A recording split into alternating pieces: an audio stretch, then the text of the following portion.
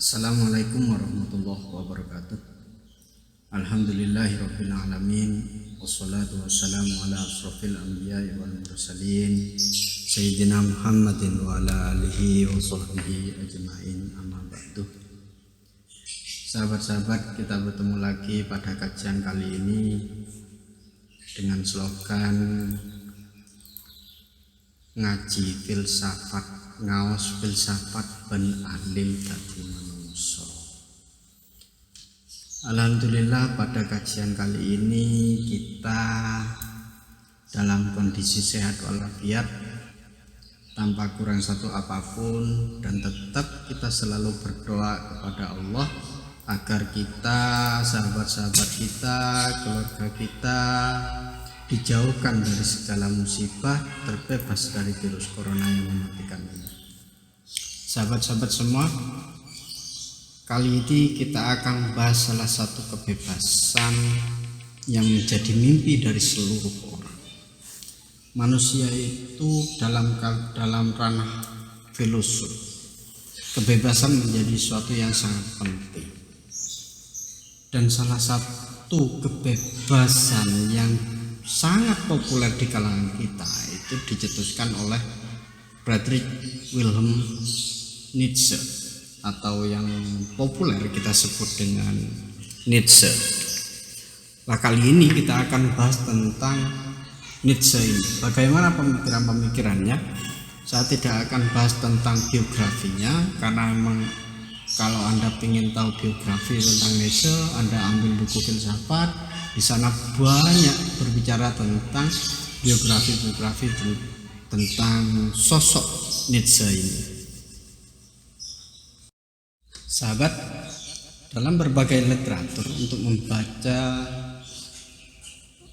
filsafat yang dimunculkan oleh Nietzsche, baik dari literatur-literatur yang ditulis oleh Nietzsche sendiri ataupun literatur-literatur yang ditulis oleh orang lain tentang Nietzsche, setidaknya ada 6 poin pemikiran filsafat yang harus kita pahami dalam filsafatnya Nietzsche.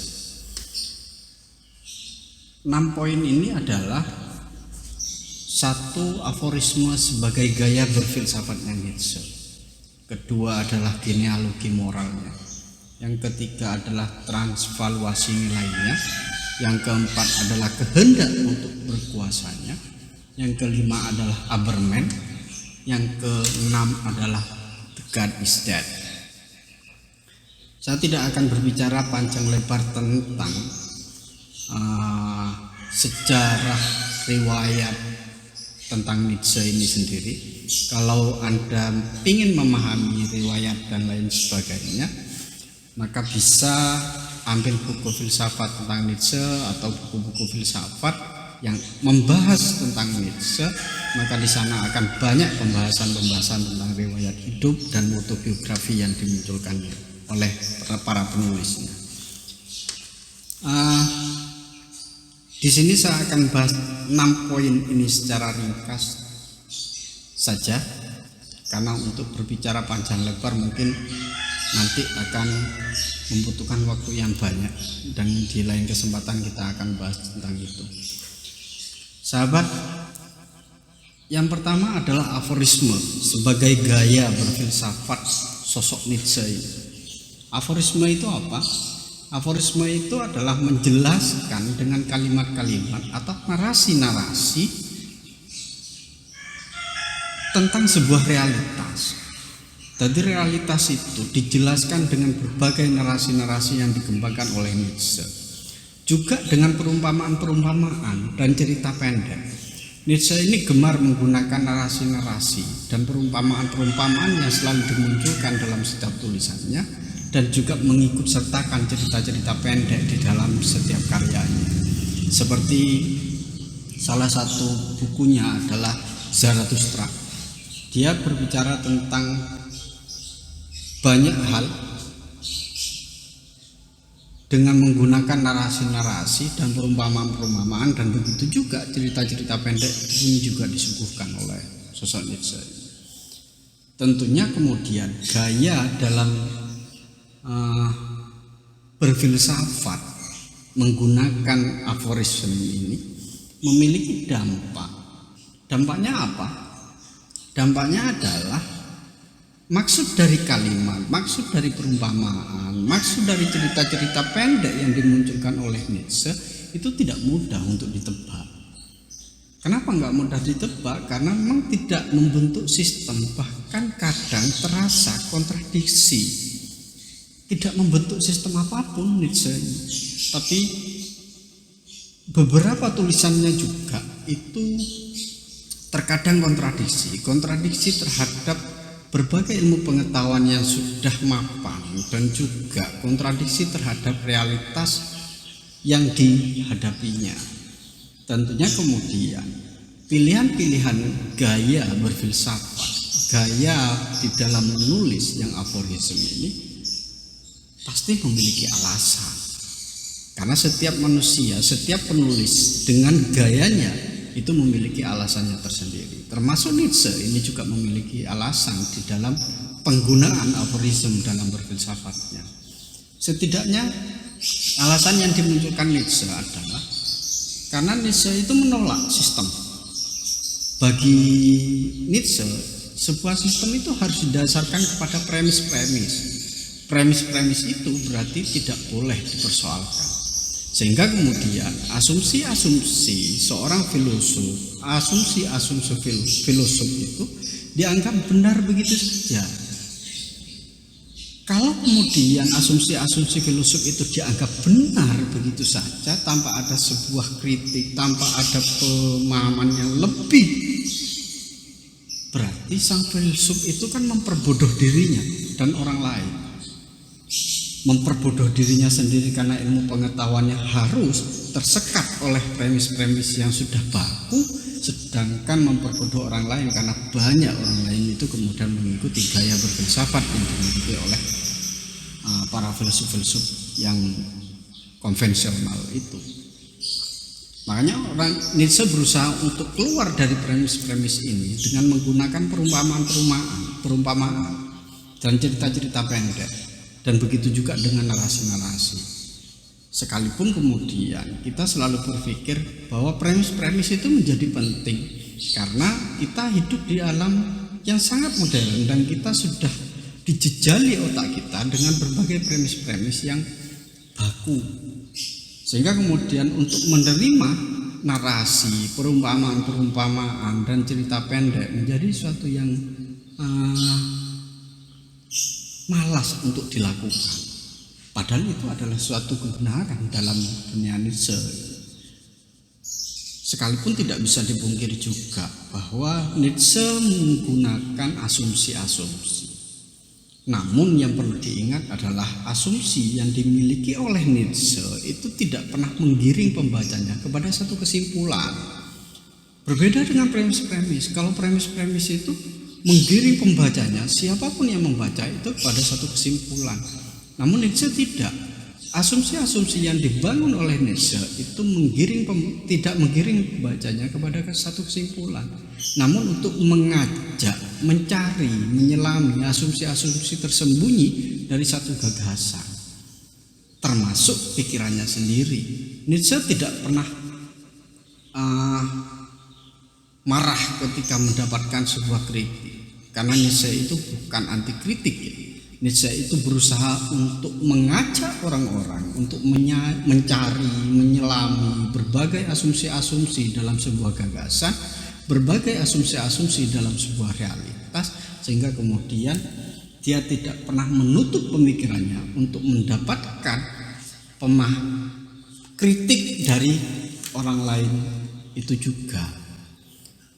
Dari sini kemudian kita dapat memahami bahwa aforisme sebagai gaya berfilsafat Nietzsche itu menjadi suatu yang sangat penting, sekalipun berlawanan dari premis-premis modernisasi, premis-premis positivistik itu sangat berbeda. Di sisi yang lain, karena dengan gaya berfilsafat seperti itu bagi Nietzsche itu justru dengan gaya narasi, dengan cerita-cerita pendek, dengan gaya perumpamaan yang dimunculkan, justru dengan cara seperti itu Nietzsche mengiyakan hidup itu. Karena banyak filosof yang melihat hidup ini sebagai sesuatu yang tragis. Kehidupan dianggap tragis, kehidupan dianggap berbahaya dan mengerikan. Seperti Schopenhauer. Sekalipun Schopenhauer itu juga memiliki pengaruh terhadap Nietzsche. Tapi Schopenhauer juga beranggapan bahwa kehidupan ini adalah tragis, berbahaya, mengerikan. Sehingga kemudian dia membutuhkan sebuah keteraturan. Lalu apa yang kemudian dilakukan ketika melihat kehidupan ini dianggap sebagai sesuatu yang tragis? Maka banyak diantaranya yang cenderung menolak kehidupan ini atau menarik diri dari kehidupan ini sendiri. Menolak kehidupan itu menjadi sesuatu yang dilakukan oleh orang-orang seperti Schopenhauer ini. Orang-orang yang memiliki anggapan kehidupan ini tragis, kehidupan ini berbahaya, kehidupan ini sangat mengerikan, kehidupan ini adalah suatu yang jauh dari cita-cita ideal manusia dan cita-cita ideal ketuhanan. Ini yang memantik beberapa orang untuk menolak kehidupan itu sendiri, sehingga kemudian terjadilah kritik yang amburadul terhadap kehidupan ini. Berbeda dengan pandangan-pandangan yang seperti itu, Nietzsche justru sebaliknya. Nietzsche berusaha menerima, ia menerima kehidupan ini. Karena penerimaan Nietzsche terhadap kehidupan inilah kemudian Nietzsche ini sangat masyhur sebagai sosok filsuf dengan visi Jasegen, mengatakan iya terhadap kehidupan. Jadi kehidupan itu bukan sesuatu yang harus ditolak. Kehidupan itu bukan sesuatu yang harus ditolak. Tapi kita harus berjalan dalam kehidupan ini. Kita harus menerima pada kehidupan ini. Kalau kita tidak pernah menerima, maka kita akan larut di dalam manusia-manusia yang menganggap kehidupan ini berbahaya dan tragis itu. Apapun yang terjadi di alam semesta bagi Nietzsche itu harus diiyakan, dan itu adalah realitas yang harus kita hadapi. Bukan kita menjauh dari realitas itu, tapi kita harus menghadapi realitas. Sepahit apapun realitas yang kita hadapi, kita harus menghadapi itu. Dalam menghadapi realitas itulah, dalam menghadapi kehidupan inilah kemudian muncul mentalitas Dionysian dan mentalitas Apollonian.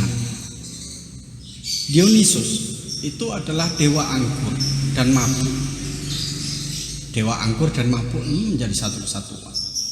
Simbol dari pengakuan kehidupan sekarang. Dan di sini yang selalu mengalir. Simbol dan pendobrakan atas segala batas kekurangan mentalitas kebudayaan Yunani yang cenderung melampaui segala aturan dan norma. Bebas mengikuti dorongan hidup. Inilah yang disebut dengan manifestasi Jasegen. Jadi Jasegen itu sama dengan Dionysus itu, melakukan pendobrakan atas segala batas kekurangan mentalitas kebudayaan.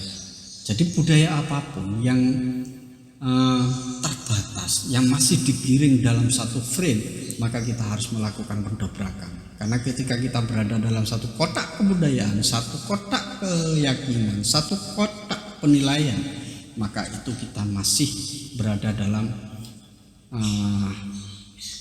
ruang yang sangat kecil dan kita tidak memiliki sebuah kebebasan. Di sisi yang lain ada mentalitas Apollonian yang berasal dari Apollo. Apollo itu dewa matahari dan ilmu kedokteran. Apollo ini biasanya menjadi lambang kebersahayaan dan pengendalian diri. Mentalitas Yunani yang berfungsi yang cenderung kepada keseimbangan, tata tertib, pengendalian diri, berfungsi mengendalikan mentalitas Dionysian itu. Jadi kritik, keinginan untuk melakukan pendobrakan itu dikurung oleh Apollo, mentalitas Apollonian ini. Sehingga kemudian uh, menciptakan keseimbangan, ketertiban, pengendalian diri dalam kehidupan bermasyarakat dan dalam kehidupan bersosial. Menurut Nietzsche, sebelum Socrates ada perpaduan ideal antara dua mentalitas ini. Namun setelah kedatangan Socrates, Plato, Aristoteles, semangat asli kebudayaan Yunani diganti dengan dialektika. Padahal semangat dialektika adalah semangat menghancurkan naluri demi rasionalitas universal. Semangat dominasi kerumunan atas bibit-bibit unggul kebudayaan, semangat absolutisme moral. Jadi dialektika itu adalah semangat menghancurkan naluri demi rasionalitas universal. Sesuatu yang menjadi yang tidak rasional itu kemudian dihancurkan sekalipun memiliki bibit-bibit unggul dalam kebudayaan. Tidak hanya itu, tapi demi rasionalitas universal kemudian absolutisme moral, semangat absolutisme moral itu juga menjadi efek dari dialektika ini, sehingga kemudian terjadilah penghancuran, terjadilah penghancuran terhadap absolutisme moral karena rasionalitas universal itu. Makanya Nietzsche beranggapan justru Dionysus dan Apollo itu berusaha untuk memberikan keseimbangan. Kita berusaha untuk mengembalikan kepada perpaduan ideal antara dua mentalitas itu pada realitas sebelum Socrates, Plato, dan Aristoteles itu. Nah, ketika berbicara mentalitas Dionysian dan mentalitas Apollonian, kita juga berbicara tentang horizon moral. Karena kita memiliki keyakinan bahwa setiap masyarakat memiliki horizon moral. Horizon yang dimaksud adalah paduan-paduan tentang bagaimana kita hidup, kita harus hidup, serta apa yang benar dan salah secara moral. Nah, panduan tentang bagaimana kita harus hidup secara benar dan salah itu ternyata adalah orang-orang besar yang menciptakan horizon tersebut. Jadi horizon moral itu diciptakan oleh orang-orang besar, sedangkan orang-orang kecil itu tidak pernah bisa untuk menciptakan. Ini nanti yang akan muncul dalam bahasa mentalitas tuan dan mentalitas budak itu. Hanya orang-orang besar seperti Plato, Locke, Hegel, Jefferson dan lain sebagainya. Sehingga kemudian masyarakat meyakini bahwa horizon-horizon tersebut ditemukan, tidak diciptakan. Padahal kita memahami betul bahwa horizon-horizon itu telah diciptakan oleh orang-orang besar. Dan ini kita lupa. Sehingga kemudian menjadi sesuatu yang bagus. Segala sesuatu moralitas yang dibangun oleh orang-orang zaman dulu itu kemudian menjadi sesuatu yang baku, yang tidak bisa dikritik bahkan diubah. Disinilah Nietzsche kemudian mengatakan horizon itu, karena horizon itu hanya dimiliki oleh orang-orang, hanya diciptakan oleh orang-orang besar, maka bagi Nietzsche kemudian horizon itu adalah perspektif. Semua horizon moral termasuk agama itu kreasi manusia yang selalu berubah, tidak absolut. Selama ini kita menganggap bahwa horizon moral satu bentuk nilai yang ada di masyarakat, satu bentuk nilai yang ada dalam diri kita itu dianggap sebagai sesuatu yang absolut. Padahal kita tahu bahwa horizon moral itu hanyalah perspektif yang diciptakan oleh orang-orang besar dulu, sehingga kemudian Nietzsche mengatakan itu sesuatu yang tidak absolut. Tidak ada kebenaran di luar manusia dan masyarakat. Keabsolutan moral itu kemudian selalu dikaitkan dengan persoalan-persoalan agama. dengan persoalan-persoalan yang metafisik. Padahal manusia itu hidup di alam dunia yang sangat fisik. Makanya orang Nietzsche kemudian mengatakan tidak ada kebenaran di luar manusia dan masyarakat. Selama nilai-nilai dan moralitas itu berbeda atau tidak membebaskan manusia dan masyarakat, maka itu bukan menjadi sebuah kebenaran yang real, tapi kebenaran yang real dalam diri manusia dan dalam diri masyarakat itu adalah kebenaran yang menciptakan kebebasan, menciptakan keteraturan, yang menciptakan ketertiban bagi manusia dan masyarakat. Dari sini kemudian hidup tidak memiliki makna sebelum kita memberinya makna. Karena kehidupan itu karena horizon itu perspektif, maka sama dengan kehidupan. Selama kehidupan itu tidak pernah dimaknai, maka kita tidak pernah bisa. Maka kehidupan itu tidak bermakna. Jadi manusia itu, perempuan itu cantik. Cantik itu adalah makna. Ketika kita memaknai perempuan itu, maka perempuan itu bermakna. Tapi kalau selama ini kita tidak pernah memaknai perempuan itu, maka tidak bermakna, tidak memiliki makna apapun. Makanya orang Nietzsche selalu beranggapan bahwa kehidupan ini bergantung kepada makna yang kita berikan. Oleh karena itu kemudian ada banyak perspektif yang bisa dipakai dalam hal moralitas itu. Mulai dari zaman Yunani sampai hari ini, kalau kita mengkaji tentang persoalan-persoalan moral, maka akan semakin banyak perspektif-perspektif. Kalau kita kaji saja, karena kita umat Islam, kita mengkaji berbagai tafsir dalam Al-Quran, maka akan banyak perspektif-perspektif yang mengkaji tentang perspektif-perspektif di dalam wilayah tafsir. Kenapa? Karena mereka penulis, mufassir itu berusaha untuk memaknai sebuah teks. Sama dengan kehidupan ini. Ketika kehidupan ini adalah sesuatu yang tidak bermakna, maka bagaimana caranya kehidupan itu memiliki makna? Maka kita harus memaknai kehidupan itu. Sama dengan rumah kita. Kalau rumah kita itu enggak bermakna selama kita tidak memberikan makna. Kalau kita sudah memberikan makna terhadap rumah itu, maka kita rumah itu akan memiliki makna. Tapi yang perlu diingat bahwa setiap perspektif terhadap kehidupan, nilai-nilai dan moralitas terhadap kehidupan itu memiliki batasan. Karena perspektif itu terbatas dan tidak kompleks. Hanya dari satu sudut pandang saja.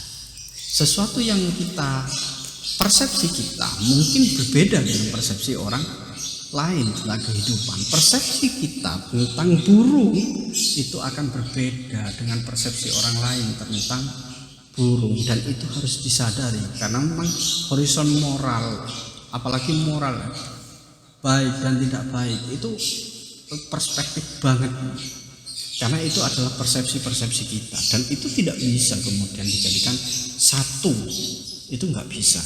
Karena itu adalah perspektif yang selalu ada di dalam setiap kehidupan manusia. Poin kedua adalah genealogi moral. Genealogi itu apa? Genealogi itu penyingkapan kedok nafsu-nafsu kebutuhan, ketakutan-ketakutan dan harapan-harapan yang terungkap dalam sebuah pandangan tertentu mengenai dunia, termasuk dalam persoalan moral. Moralitas itu apa? Moralitas semacam bahasa isyarat dari emosi-emosi yang diwakili oleh bahasa isyarat tersebut, yang bersifat rasionalitas, objektivitas, atau universalitas pandangan tertentu. Padahal semua itu hanya menunjukkan sudut pandang terbatas daripada penganutnya. Justru ketika kita mengatakan rasionalitas, objektivitas, universalitas, itu sebenarnya menunjukkan sudut pandang terbatas dari para penganutnya. Menarik ketika kita mengkaji genealogi moral, karena dari persepsi makna genealoginya, penyingkapan kedok-kedok nafsu, kebutuhan-kebutuhan, ketakutan-ketakutan, di Indonesia itu sangat banyak. Bagaimana kemudian diktum-diktum agama itu dimunculkan dalam dunia kita, di masyarakat kita, yang padahal kedok yang spirit yang dibangun itu adalah nafsu saja. Entah itu nafsu berkuasa, entah itu nafsu membuli, entah itu nafsu ketakutan, entah itu nafsu harapan. Ketika kita menginginkan sesuatu, maka diktum agama, diktum moralitas kemudian dibangun. Seperti baru ini muncul seperti hayya alal bahasa adzan yang dirubah menjadi hayya alal jihad itu. Apa yang dimunculkan? Apa spirit yang tertanam dalam jiwanya kalau bukan nafsu-nafsu untuk melakukan jihad itu, melakukan makar dan lain sebagainya. Hal itu secara genealogi kita berusaha untuk mencari nafsu-nafsu itu. Karena segala sesuatu yang dimunculkan oleh manusia yang berbentuk moralitas itu hanyalah bentuk kamuflase saja.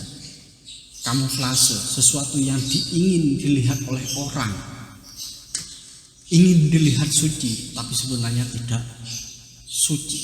Karena ingin dilihat suci itu pada aslinya itu tidak suci, dan itu banyak di sekitar kita. Dalam genealogi moral inilah kemudian dibahas tentang moralitas Tuhan dan moralitas Buddha. Moralitas Tuhan, hidden moral, itu adalah ungkapan hormat dan penghargaan terhadap diri mereka sendiri. Mereka sangat yakin bahwa segala tindakannya adalah baik. Moralitas ini tidak menunjukkan bagaimana seharusnya seorang bertindak, namun bagaimana Tuhan itu senyatanya bertindak baik dan buruk itu tidak bergantung pada perbuatannya, namun bergantung kepada pribadi yang melakukannya. Kalau kita lihat di Indonesia, moralitas Tuhan ini sangat banyak sekali, karena dari Sabang sampai Merauke kalau kita hitung mungkin kita nggak bisa menghitung betapa banyak orang yang selalu membanggakan dirinya sendiri. Banyak orang yang selalu membanggakan dirinya sendiri. Entah ini keturunannya siapa, ini kiai siapa, ini keturunan nabi, ini adalah orang nasionalis, ini adalah keturunan orang besar, ini adalah keturunan orang sukses. Ini kan menunjukkan dirinya sendiri dan selalu bangga kepada dirinya. Kalau kemudian orang itu selalu bangga kepada dirinya, maka yang akan muncul adalah segala tindakannya, anggapannya, segala tindakannya itu dianggap baik. Kalau semua tindakan itu dianggap baik, maka penilaian antara baik dan buruk itu kemudian tidak bergantung kepada tindakan, tapi bergantung kepada orangnya yang melakukannya. Karena baru ini muncul di Indonesia, dia melakukan apapun harus dihormati karena masih keturunan nabi. Keturunan nabi boleh, tapi yang harus dilihat itu adalah tindakannya. Apakah tindakannya itu melawan hukum atau tidak?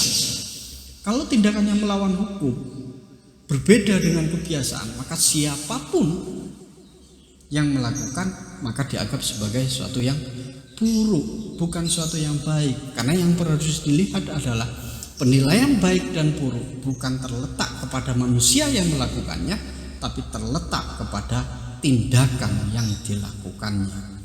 Itu yang muncul dari moralitas Tuhan, dan itu sangat banyak di Indonesia. Yang ke moralitas Tuhan ini versus moralitas Buddha. Karena sebagian orang itu menerima moralitas Buddha itu heren moral, tidak pernah berbuat dari diri mereka sendiri. Mereka nggak bikin apa-apa, nggak berbuat apa-apa. Kenapa? Karena mereka tergantung kepada perintah tuannya. Yang dianggap baik adalah simpati, kelembutan, kerendahan hati sesuai kasta mereka. Jadi moralitas Buddha ini nggak pernah berbuat apa-apa. Mereka berbuat hanya berdasarkan perintah yang dimiliki oleh tuannya. Banyak kasus keberagaman yang ada di Indonesia hari belakangan ini. Bagaimana kemudian moralitas Tuhan itu dibangun sedemikian rupa, memiliki citra yang sangat baik, tapi pada sisi yang lain banyak manusia-manusia di sana yang berusaha untuk menerima perintah Tuhannya, dan itulah yang disebut dengan mentalitas Buddha. Kaum Buddha itu, atau moralitas Buddha ya, karena kaum Buddha itu sudah nggak ada. Moralitas Buddha itu biasanya memandang tuannya sebagai individu yang independen, unggul, kuat, jenius, sebagai hal yang berbahaya dan jahat untuk kelompoknya. Nah, ini bicara kepada kelompok versus kelompok. Jadi kelompok A, kelompok B, mentalitas tuan itu dianggap, atau tuannya itu dianggap sebagai independen, atau yang mayoritas lah. Yang mayoritas, moralitas tuan itu adalah mayoritas, sedangkan moralitas Buddha itu adalah yang minoritas. Sekalipun persamaan mayoritas dan minoritas, moralitas tuan dan moralitas Buddha itu berbeda. Tapi setidaknya kita memahami secara sederhana itu pada mayoritas dan minoritas. Mayoritas dianggap sebagai sesuatu yang sangat berbahaya karena memiliki independensi, keunggulan, kuat, jenius, dan lain sebagainya. Sehingga kemudian moralitas ini bersifat efektif, yakni bersumber dari ketakutan pada Tuhannya. Moralitas Buddha itu efektif karena sumbernya adalah ketakutan pada Tuhannya, lalu mencoba untuk menguasai Tuhannya.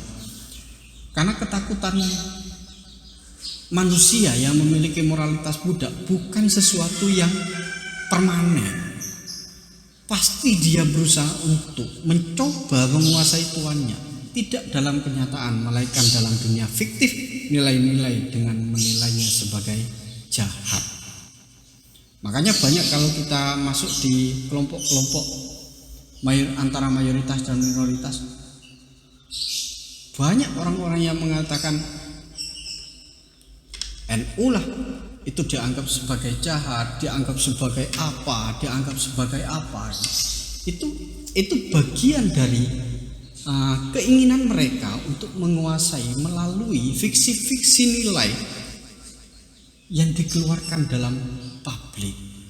Sehingga kemudian ketika fiksi-fiksi nilai itu muncul, maka yang akan terjadi adalah transvaluasi nilai, penjungkir balikan nilai. Makanya ada yang bilang kemudian NU itu mayoritas tapi silent majority. NU itu adalah kelompok keagamaan yang luar biasa tapi diam, mayoritas diam. Tapi di sisi yang lain ada beberapa orang-orang radikalisme yang sudah berusaha untuk menjungkir balikkan nilai-nilai, sehingga kemudian yang mayoritas yang NU itu dianggap sebagai suatu kelompok yang tanda petik jahat, selalu beranggapan bahwa itu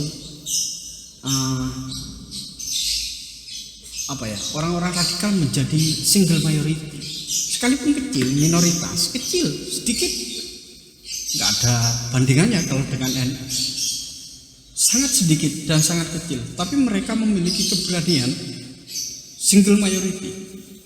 Jadi satu orang dia berani di publik sehingga kemudian mengajak orang yang cukup banyak.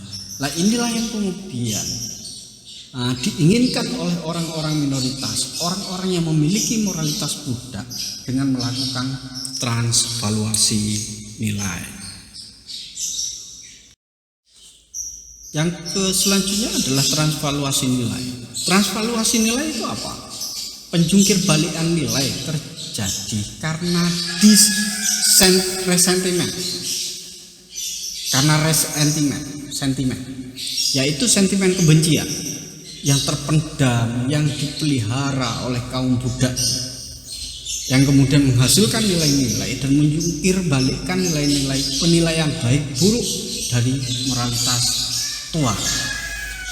Sesuatu yang sudah stabil, mapan dari sistem keberagamaan kita itu kemudian dijungkir balikkan oleh orang-orang yang memiliki moralitas Buddha ini, dan ini dalam sektor keberagamaan itu cukup banyak terjadi di Indonesia itu. Yang Kedua adalah penjungkir balikan atau transvaluasi nilai itu adalah balas dendam imajiner. Sebab sesudah peristiwa tersebut semua yang rendah, lemah, menderita malah disebut baik. Sedangkan yang agung, berdaulat, bagus malah disebut jahat. Contoh, orang-orang radikal dan orang-orang kalangan Nahdien. Kalangan Nahdien dianggap sebagai kelompok yang jahat. Sedangkan orang-orang radikal sendiri yang baru tumbuh di Indonesia, yang baru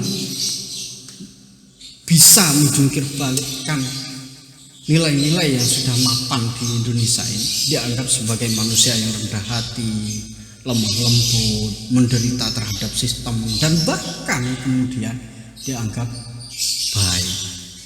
Nah, ini bagian dari transvaluasi nilai yang dilakukan oleh moralitas Buddha terhadap moralitas Tuan itu. Akhirnya kemudian terjadilah pembalikan. Kalau selama ini Tuan mengarahkan kekuasaannya keluar kepada Buddhanya, kini Buddha menemukan apa yang disebut dengan suara hati atau subjektivisme moral. Makanya kalau kemudian kita melihat orang-orang radikal, orang-orang minoritas atau orang-orang radikal yang sangat kecil, itu semua pemikiran-pemikiran moralitasnya itu subjektif.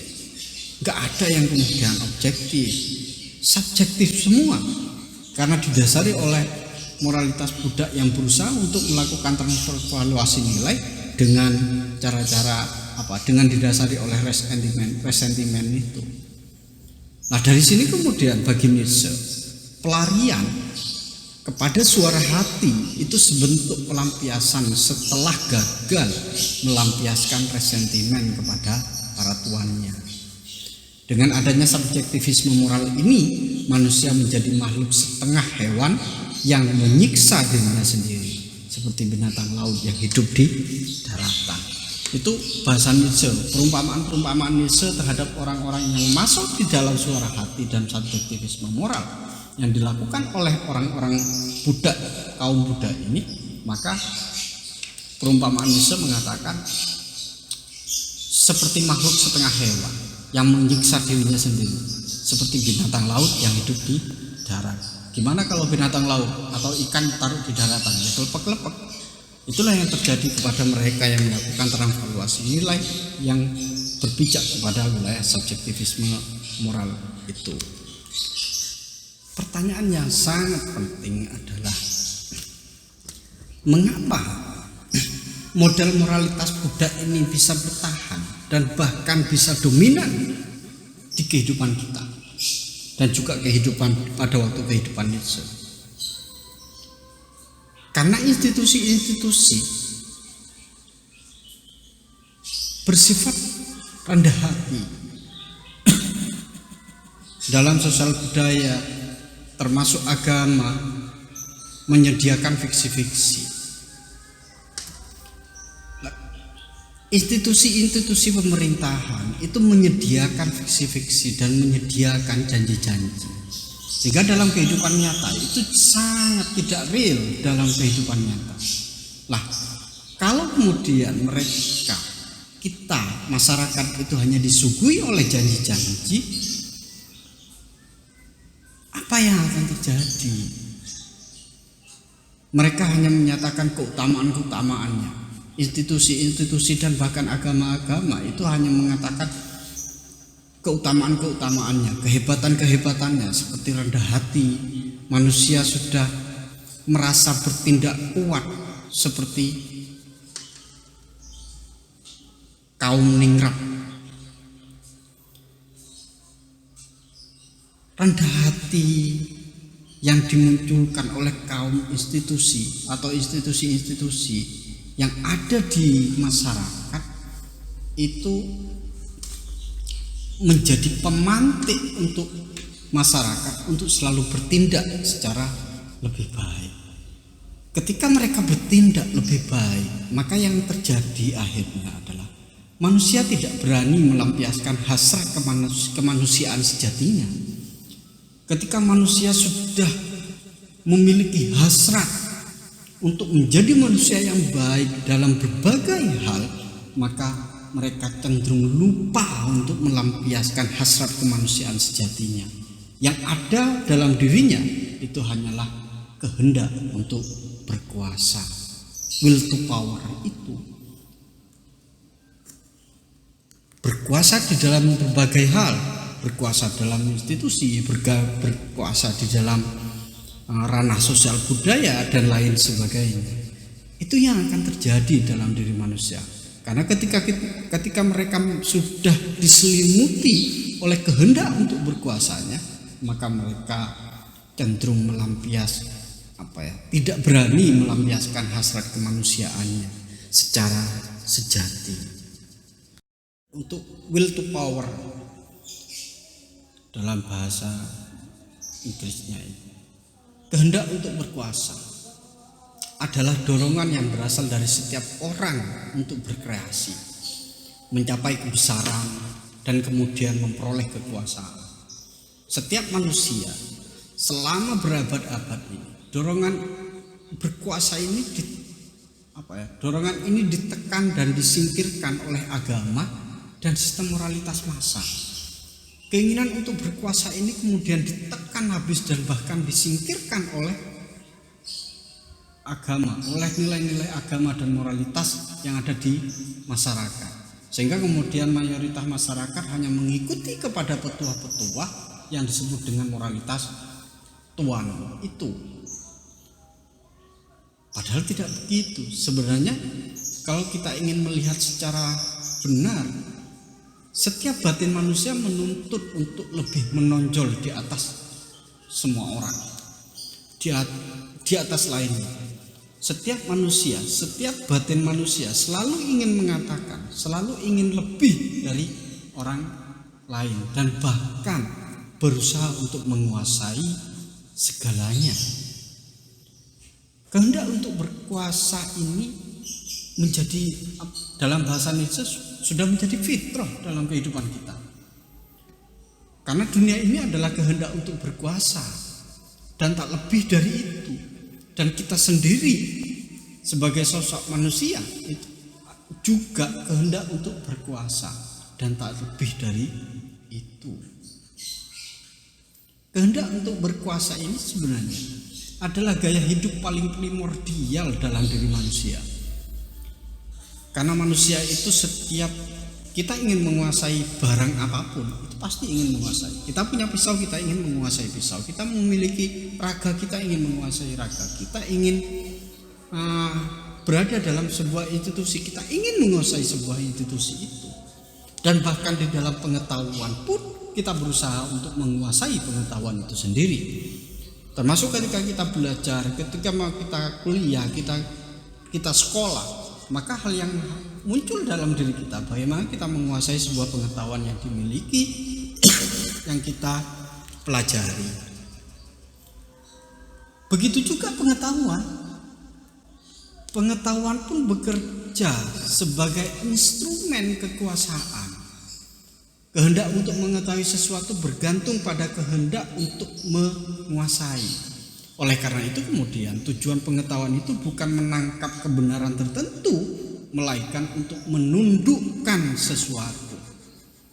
Kenapa kemudian pengetahuan itu ingin menundukkan sesuatu? Karena pengetahuan sudah menjadi instrumen dari kekuasaan. Setiap pengetahuan bergantung dari kebutuhan kita, termasuk kebutuhan akan objektivitas. Tidak ada kebenaran objektif. Kebenaran bersifat perspektif, bergantung perspektif penafsirannya, dan perspektif penafsir adalah kehendaknya untuk berkuasa. Sama, ketika kita melihat banyak orang, maka yang akan muncul, bagaimana kita ingin menguasai orang itu, maka yang harus kita munculkan adalah pengetahuan. Pengetahuan yang diakui, pengetahuan yang berusaha untuk menundukkan orang lain, karena itu sudah menjadi fitrah dalam diri manusia. Kehendak untuk berkuasa tidak bisa dibuang, karena kehendak untuk berkuasa itu adalah bagian dari diri manusia, bagian dari alam semesta, bagian dari dunia, dan juga bagian dari pengetahuan itu sendiri. Sahabat, poin selanjutnya dari pemikiran Nietzsche adalah Aberman atau Superman. Bagi Nietzsche, tujuan kebudayaan itu sendiri bukan manusia secara umum ya, tapi Aberman, Superman. Karena Aberman itu bisa untuk menciptakan sebuah kebudayaan yang baik dalam diri manusia, dalam kehidupan manusia. Superman itu adalah sesuatu yang sangat vital dalam diri manusia karena dia adalah teguh, mereka terampil, bebas, berdaulat.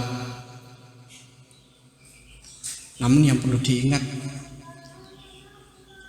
yang menjadi Aberman itu dimanapun kita berada itu hanya sedikit orang. Sedangkan manusia yang banyak, lemah, pengecut, memiliki moralitas Buddha, tunduk, setia, kawan, itu sangat banyak. Karena Aberman ini berusaha untuk menjadi manusia super. Manusia super yang berusaha untuk menciptakan kebudayaan-kebudayaan yang berdaulat dalam kehidupan manusia. Tapi yang perlu diingat bahwa Superman juga memiliki sebuah kebebasan dalam menentukan apapun. Berbeda dengan kebanyakan orang.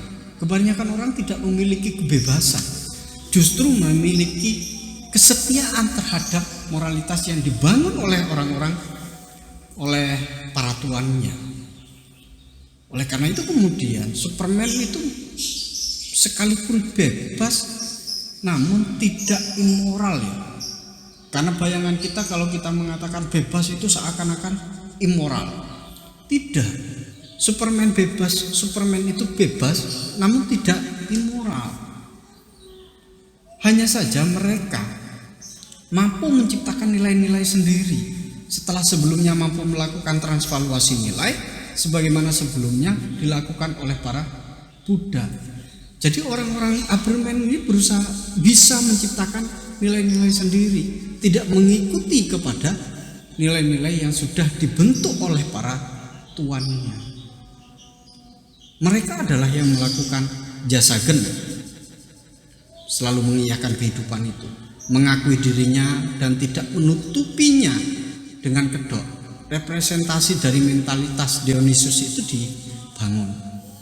Jadi Aberman ini bukan kepura-puraan, bukan orang yang pura-pura, bukan sok-sokan, bukan ingin dilihat, karena mereka selalu merepresentasikan dari mentalitas yang benar, mentalitas yang Dionysus itu yang kemudian ingin dimunculkan. Kalau kita melihat orang-orang sekarang yang menciptakan nilai-nilai yang ada di Indonesia tapi masih memiliki nafsu dan keinginan yang tidak baik dalam nilai-nilainya, maka itu berbeda dengan Aberman itu. Aberman itu seperti itu.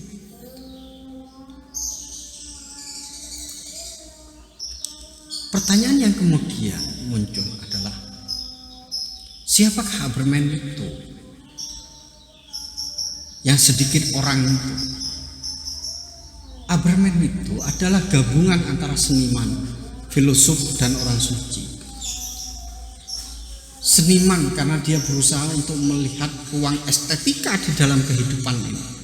Filosof karena dia berusaha untuk berpikir, menemukan nilai-nilai yang murni, nilai-nilai yang tepat di dalam kehidupan manusia. Dan orang suci, orang yang terbebas, orang yang sangat mengindahkan kepada kaidah-kaidah agama. Lah Aberman ini gabungan, selain menjadi seorang seniman, filosof, dan juga orang suci. Kalau seniman saja nggak bisa, filosof saja nggak bisa, orang suci saja tidak bisa. Tapi Aberman ini adalah gabungan antara seniman, filosof, dan orang suci di dalam satu tubuh manusia. Makanya kemudian ketika seniman Aberman itu adalah gabungan dari ketiganya ini, maka Aberman bukan manusia yang suka melakukan tindakan-tindakan amoral. Aberman tidak suka kepada tindakan-tindakan keji, tindakan-tindakan amoral, itu nggak suka. Aberman adalah orang yang mampu melihat kemungkinan-kemungkinan dalam horizon yang hilang. Karena dengan menggabungkan dengan keahlian menjadi seorang seniman, filosof dan orang suci dalam satu tubuh manusia, dia mampu untuk melihat kehidupan manusia, melihat horizon-horizon yang hilang, melihat sesuatu yang belum diungkap di dalam kehidupan kita ini. Sekalipun kemudian kita tahu bahwa Aberman itu mengikuti will to power-nya dan bebas untuk mengekspresikan dirinya. Tapi yang perlu diingat bahwa kebebasan Aberman masih melekat kepada sosok yang disebut orang suci. Apakah Aberman itu memiliki pandangan yang sama? Tidak semua Aberman itu sama dalam pemikirannya, karena konteksnya berbeda.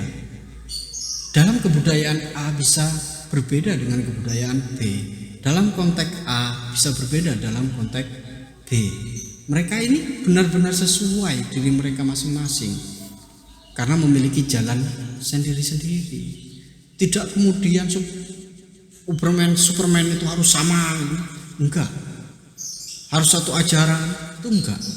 Tapi metode dan keinginan yang dibentuk oleh Aberman itu memiliki kesamaan. Manhajinya itu sama. Tapi dalam finalisasi, dalam proses berpikirnya, kesimpulan akhirnya itu berbeda-beda berdasarkan pada konteks yang dipijaknya. Aberman ini biasanya keluar dari masyarakat, bukannya memimpin. Karena memimpin berarti terpaksa mengurusi yang lain. Jadi kalau ada orang menjadi pemimpin itu bangga, sebenarnya dalam pandangan Nietzsche, pemimpin itu terpaksa mengurusi orang lain. Seandainya kemudian dia tidak menjadi seorang pimpinan, apakah dia akan mengurusi orang lain? Makanya kemudian Nietzsche berusaha keluar, Aberman ini keluar dari masyarakat, bukan untuk memimpin, tapi memimpin dalam tidak terbatas kepada menjadi seorang pimpinan, tapi memimpin kepada naluri, secara naluriah. Karena memimpin itu juga berarti beresiko membuat diri jadi Tuhan baru. Coba kita lihat di dalam komunitas apapun yang menjadi pimpinan itu menjadi sesuatu yang dibanggakan dan bahkan dikultuskan. Segala sesuatu yang diucapkan itu dianggap sebagai sebuah kebenaran. Kalau sudah seperti itu, maka sebenarnya menjadi seorang pimpinan itu kan membuat diri menjadi Tuhan baru yang anti kritik. Manusia-manusia yang anti kritik itu kan menciptakan dirinya sebagai Tuhan baru yang tidak pernah bisa dikritik oleh siapapun. Dan itu bagi Nietzsche itu nggak boleh. Nah, ini kalau kita berada dalam sebuah batasan organisasi, kita berada dalam sebuah batasan institusi, kita berada dalam satu batasan pengetahuan, kita memiliki resiko menjadi tanda petik Tuhan baru itu. Nah, di sisi yang lain, Aberman yang seperti ini, yang sudah menganggap dirinya sebagai Tuhan dan bahkan terpaksa untuk mengurusi orang lain ini, bisa menghalangi yang lain untuk menjadi Aberman. Jadi Aberman itu jangan dianggap sebagai satu sosok, satu saja, tapi banyak orang yang bisa menjadi Aberman ini. Dan orang yang memimpin, yang sudah memiliki keterpaksaan dan membuat dirinya sebagai Tuhan baru ini, berusaha untuk menghalangi manusia-manusia yang lain untuk menjadi Aberman ini. Nah, setelah menjadi Aberman kemudian apa yang harus dilakukan? Nietzsche tidak menjawab hal ini, karena kalau ia menjawab kita akan meniru mengikutinya dan bukan kehendak kita sendiri. Makanya Nietzsche berusaha untuk mengembalikan apa yang harus dilakukan oleh seorang Habermas, itu berusaha untuk mengembalikan pada diri kita, dan Nietzsche tidak menjawab ini. Karena kalau Nietzsche menjawab pertanyaan ini, maka kemungkinan orang-orang setelah Nietzsche, orang-orang yang belajar tentang Nietzsche itu akan mengikuti kepada jawaban-jawaban yang dimiliki oleh Nietzsche. Dan Nietzsche tidak pernah mau untuk seperti itu. Sehingga kemudian jawaban-jawaban yang diberikan oleh kita terhadap pertanyaan ini bisa sesuai dengan konteks kondisi sosial budaya kita. Bagi Nietzsche, dunia ini baik buruknya, luhur nistanya, agung kerdilnya akan hancur dan kemudian akan muncul kembali dengan segala detailnya. Persis sama, berkali-kali sampai tak terhingga. Jadi dalam bahasa Nietzsche, dunia ini pasti akan mengalami sebuah kehancuran. Baik, buruk, luhur, agung dan lain sebagainya, itu pasti akan mengalami sebuah kehancuran. Dan ketika sudah mengalami kehancuran, maka pasti akan muncul kembali dengan bangunan keagungan dunia yang baru. Sampai kapan? Sampai tak terhingga dalam bahasa Nietzsche. Makanya dalam kehidupan ini sebenarnya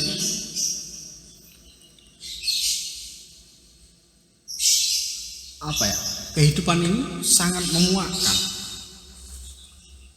Namun jasakan itu diterima begitu saja. Ya, kehidupan yang memiliki rotasi bahwa suatu saat akan musnah, hancur dan akan kembali, muncul kembali, itu sebenarnya rotasi yang sangat memuakkan. Tapi kehidupan duniawi itu harus diterima. Karena kita hidup dalam alam duniawi, kita harus menerima itu, kita mengikuti itu sambil kita memperbaiki diri kita. Kalau kita menerima itu semua dalam rotasi kehidupan ini, berarti kemudian kita melakukan penolakan terhadap transendensi. Segalanya adalah imanen. Bagi Nietzsche kemudian, kalau semuanya adalah imanen, tidak ada Tuhan Sang Pencipta, tidak ada sen yang kreatif di luar dunia ini. Tidak ada yang melampaui dunia ini seperti akhirat. Tidak ada yang melampaui dunia ini seperti cerita-cerita akhirat, itu enggak ada dalam bahasa Nietzsche. Pemikiran Nietzsche lebih fokus kepada alam duniawi yang selalu berputar dan berputar, hancur kembali, muncul kembali, hancur, muncul kembali, muncul, hancur kembali. Ini adalah bangunan yang dimiliki oleh Nietzsche. Sehingga kemudian pemikiran-pemikiran transenden, pemikiran-pemikiran metafisik itu adalah sesuatu yang bagi Nietzsche itu tidak ada.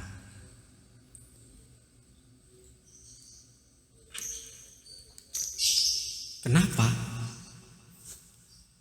Karena semua itu tidak bisa dibuktikan secara nyata di alam duniawi. Tidak bisa kemudian dibuktikan secara fisik, karena harus berdasarkan pada aspek pengalaman yang kita jalani di dunia ini. Sekalipun pemikiran-pemikiran Nietzsche tentang Habermas menjadi suatu yang sangat penting, tapi ada satu catatan ketika kita masuk dalam pemikiran-pemikiran Islam, karena kita adalah orang Islam, kita tidak bisa menafikan satu paham bahwa ada pencipta. Tuhan itu adalah Maha Pencipta dari seluruh alam semesta. Ada sebuah kekuatan yang besar yang berada di luar dunia ini, dan itu adalah Tuhan itu. Banyak cerita-cerita dalam akhirat, kubur, alam barzah, kiamat dan lain sebagainya. Itu adalah cerita-cerita yang tidak bisa kemudian kita nafikan sebagai manusia yang memeluk ajaran agama Islam. Berbeda dengan pemikiran-pemikiran Nietzsche yang menafikan segala macam bentuk pengetahuan yang transenden itu. Yang terakhir dari poin pemikiran Nietzsche adalah the God is dead, kematian Tuhan. Bagi Nietzsche, Tuhan sudah mati dan kita telah membunuhnya.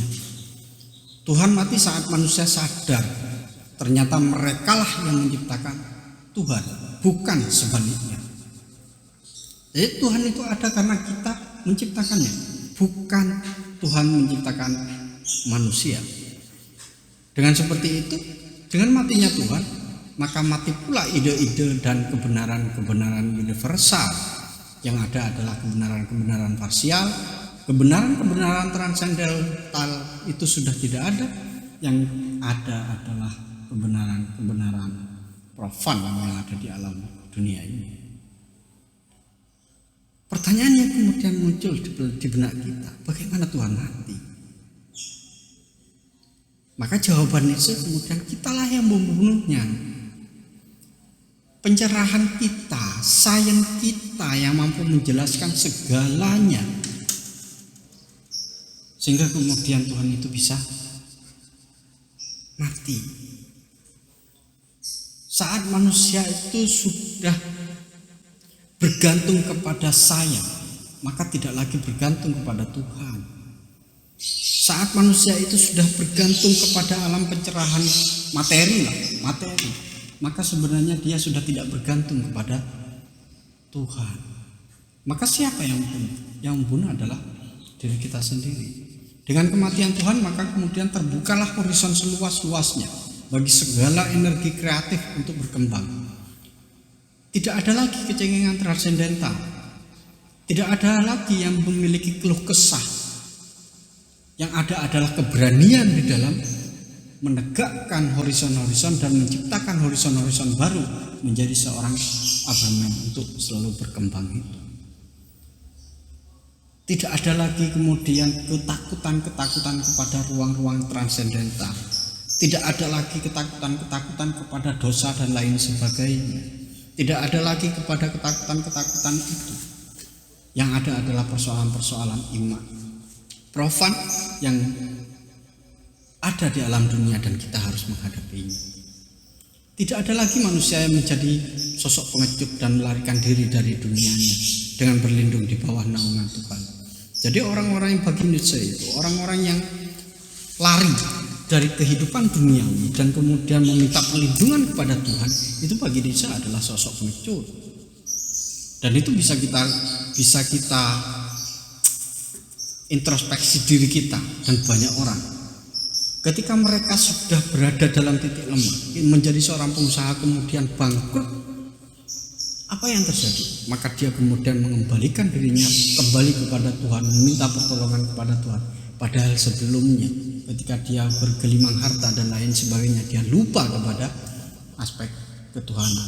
Dan itu yang kemudian disebut oleh Nietzsche sebagai sosok yang pengecut.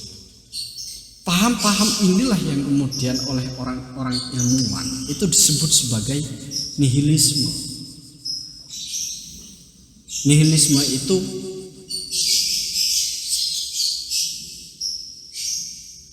dengan berangkat dari asumsi kematian Tuhan, kemudian setelah Tuhan itu mati maka seorang manusia itu memiliki kemerdekaan yang mutlak.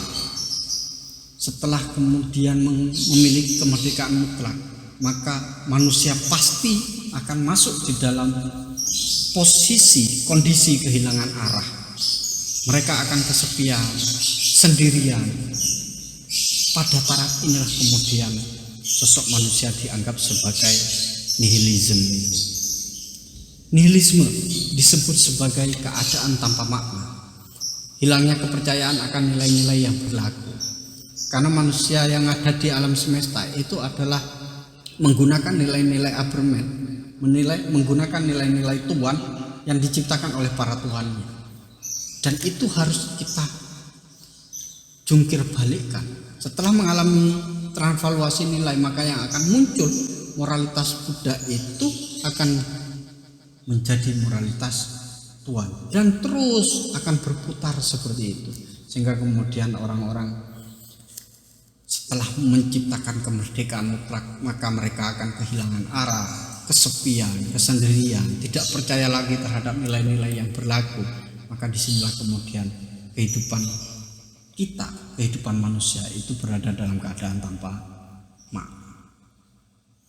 Setidaknya ada dua macam nihilisme. Nihilisme pasif dan nihilisme aktif. Nihilisme pasif itu persetujuan yang bersifat pesimistis bahwa nilai-nilai itu tidak ada dan hidup ini tanpa tujuan. Mereka ini sebenarnya merindukan makna dan moralitas, namun tak sanggup menemukannya. Jadi orang-orang nihilisme pasif itu selalu bersifat pesimis dalam kehidupannya dan tidak memiliki tujuan hidup. Nah, kalau mereka tidak memiliki tujuan hidup, sebenarnya mereka memiliki kerinduan terhadap moralitas, namun tak sanggup menemukannya karena mereka sudah menghilangkan aspek-aspek moralitas yang universal yang ada di wilayah transenden itu. Sedangkan di alam duniawi mereka akan berada dalam kesedihan, berada dalam kesepian, berada dalam kesendirian. Nihilisme aktif setuju terhadap hilangnya nilai dan makna, namun itu berarti kemenangan dan kebebasan, lalu melahirkan nilai-nilai baru yang diciptakan sendiri. Jadi setelah mereka melakukan pemudobrakan terhadap makna-makna yang sudah mapan, maka kemudian makna itu akan hilang dari alam dunia, dan itu adalah sebagai satu bentuk tanda kemenangan dan kebebasannya, dan melahirkan nilai-nilai baru yang diciptakan. Itu kemudian disebut dengan nihilisme. Sebenarnya kalau the God is dead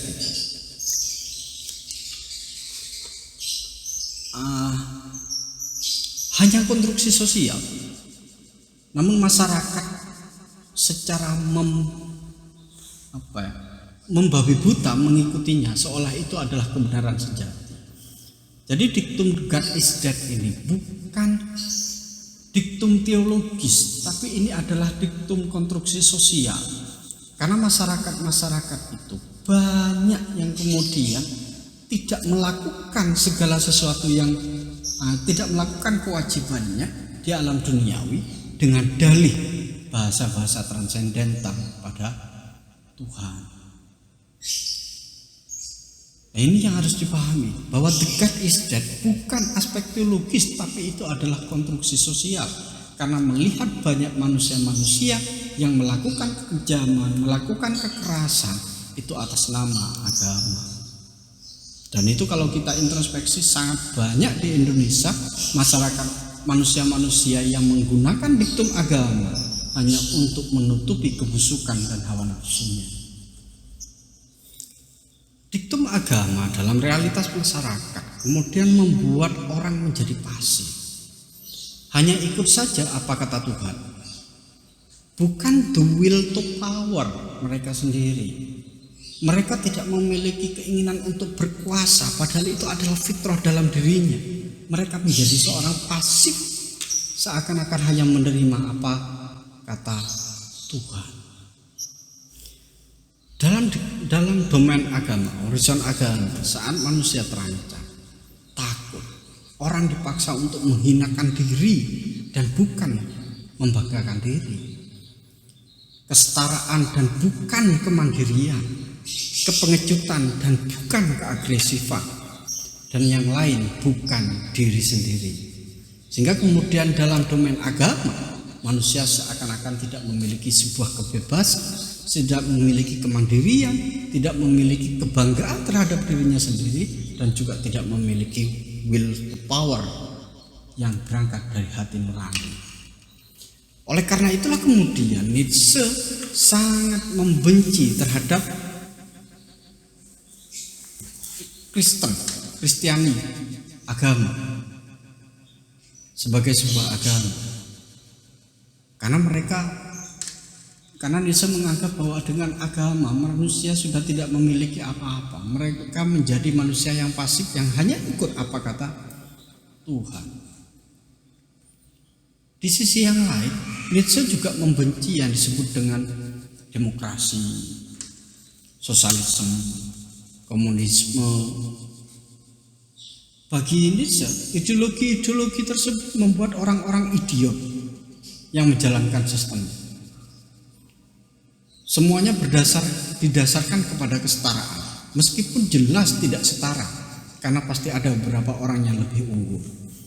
Dalam demokrasi, sosialisme, komunisme, semuanya berbicara pada wilayah kesetaraan, padahal itu adalah kamuflase saja, karena jelas tidak setara. Pasti ada beberapa orang yang diunggulkan. Lihatlah di Indonesia, sekalipun menggunakan sistem demokrasi, maka pasti ada manusia-manusia yang diunggulkan dan ada manusia-manusia yang direndahkan. Dalam sistem sosialisme itu pun juga ada manusia-manusia yang diunggulkan dan ada manusia-manusia yang direndahkan. Begitu juga dengan ideologi komunisme. Padahal ketiga ideologi ini memiliki jargon yang sama, yaitu kesetaraan antara satu dengan yang lainnya. Masyarakat yang lemah, bodoh, dan yang bodoh selalu saja menang dalam kehidupan masyarakat. Sementara di luar sana sedikit orang-orang jenius, orang-orang yang pintar dipaksa untuk menyesuaikan diri dalam kehidupan yang dibentuk oleh orang-orang yang lemah itu. Dan ini banyak di Indonesia. Banyak manusia-manusia yang pintar tersingkirkan dan banyak orang-orang bodoh yang kemudian berkuasa. Dan itu menjadi sesuatu yang bagi Nietzsche hanyalah orang-orang idiot yang menjalankan sistem yang seperti itu. Terlepas dari berbagai pemahaman-pemahaman, Nietzsche telah memberi kita kebenaran yang lain. Nietzsche telah memberi kita ide-ide radikal yang baru yang disebut dengan perspektivisme. Nietzsche juga menggugat moralitas Buddha dengan kriteria baik dan buruk. Karena kriteria baik dan buruk selama ini hanya dibentuk oleh tuannya. Nietzsche juga mengingatkan kepada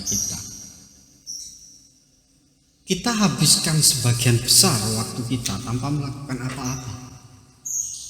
Kita bangun, bekerja, tidur, bangun, bekerja, tidur lagi.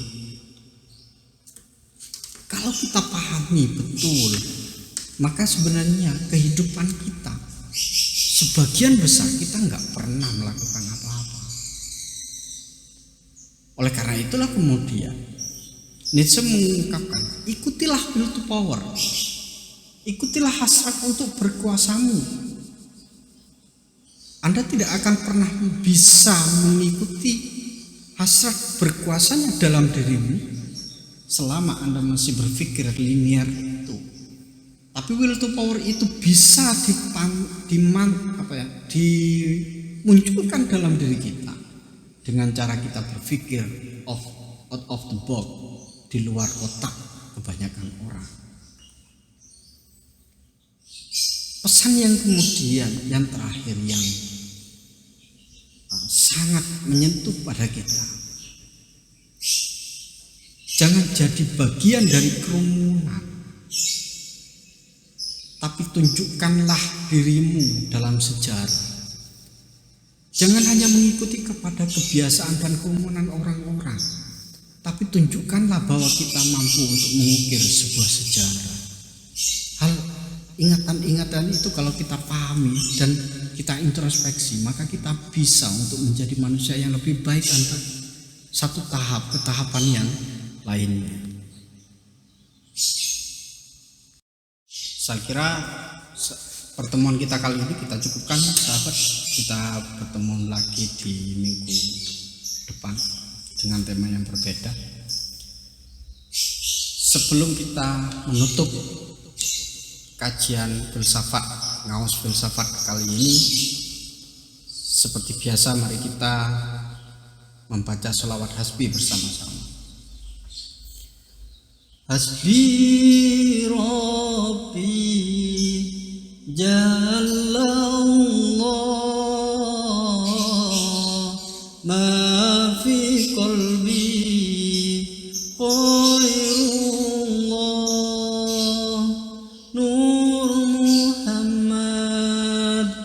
sallallahu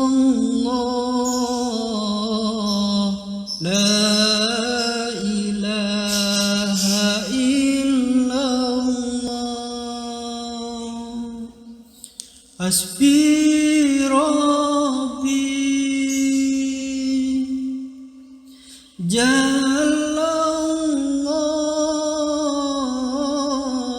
Jallallah ma fi qalbi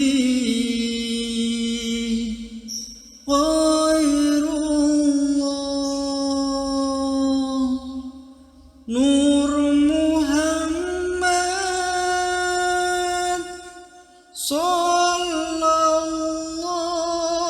sallallahu la ilaha illallah.